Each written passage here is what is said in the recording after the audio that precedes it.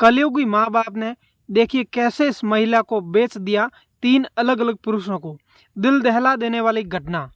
दोस्तों, इस वीडियो को आप लाइक मत करना, लेकिन शेयर जरूर करना, ताकि हमारे समाज की महिलाओं को ऐसी सज़ा नहीं मिले जो इन महिला के माँ बाप ने इसका हाल किया है। दोस्तों, इस वीडियो को आप पूरा जरूर देखें, क्योंकि आधी अधूरी जानकारी हमेशा घातक सिद्ध होती है।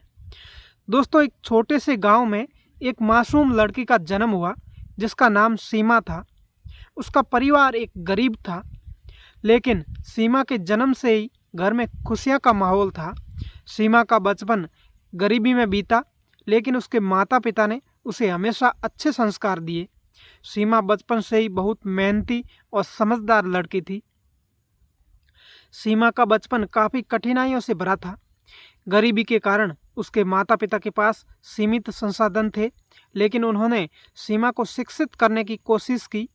सीमा पढ़ाई में बहुत होशियार थी और अपने गांव के स्कूल में हमेशा अच्छे नंबर लाती थी। सीमा का सपना था कि वह एक दिन बड़ा बनकर अपने माता पिता की गरीबी दूर करेगी, लेकिन दोस्तों किस्मत को कुछ और ही मंजूर था। सीमा के जवान होते ही उसके माता पिता ने उसकी शादी की योजना बनाई। उनका मानना था कि शादी के बाद सीमा का जीवन बेहतर हो जाएगा, लेकिन उन्होंने ये नहीं सोचा था कि वे उसे जिंदगी भर के लिए कष्ट में डाल रहे हैं। सीमा की शादी एक अच्छे परिवार में तय हो गई और सब कुछ ठीक चल रहा था।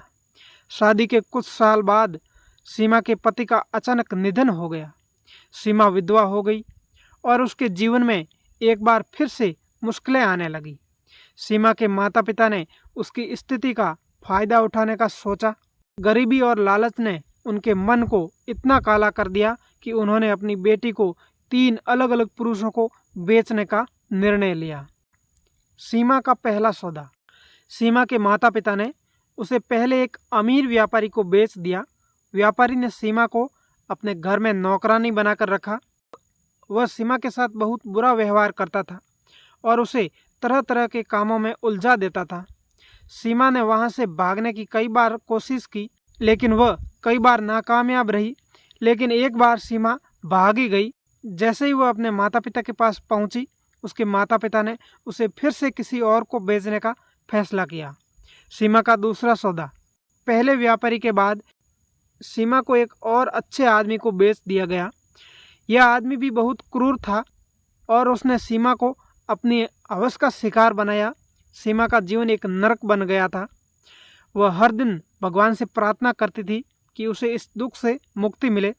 इस क्रूर आदमी से सीमा को मुक्ति मिली तो उसके बाद जैसे ही वह अपने माता पिता के पास पहुंची, उसके बाद उसके माता पिता ने फिर निर्णय लिया कि सीमा को किसी और को बेच दिया जाए, क्योंकि दोस्तों उसे पैसों का लालच हो गया। और सीमा का तीसरा सौदा हुआ।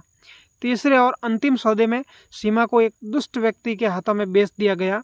यह व्यक्ति भी सीमा को बुरी तरह से परेशान करता था और उसे तरह तरह की यातनाएं देता था। सीमा अब पूरी तरह से टूट चुकी थी। उसे अपने माता पिता की इस तरह हरकत पर बहुत दुख हुआ और वह सोचने लगी कि आखिर उसे कौन सा पाप किया था जो उसे इस तरह की सज़ा मिल रही है। फिर एक दिन जब सीमा को लगा कि अब वह और नहीं सह सकती, तो उसे भागने का फैसला किया। वह अपने आखिरी मालिक के घर से भाग निकली और अपने गांव वापस लौट आई। गांव के लोगों ने जब सीमा की यह हालत देखी तो वे चौंका गए। उन्होंने पुलिस को इसकी सूचना दी और सीमा के माता पिता को तुरंत गिरफ्तार करवा दिया। दोस्तों, सीमा की कहानी समाज के लिए एक बहुत बड़ा संदेश है। यह कहानी दिखाती है कि कैसे लालच और गरीबी एक इंसान को इतना अंधा बना सकती है। वह अपनी संतान के साथ ऐसा क्रूर व्यवहार कर सकता है। यह कहानी हमें यह सिखाती है कि हमें कभी भी किसी के साथ ऐसा बर्ताव नहीं करना चाहिए और हमेशा अपने बच्चों की भलाई के लिए सोचना चाहिए। दोस्तों, फिर एक दिन सीमा को न्याय मिला और उसके माता पिता को सजा हुई।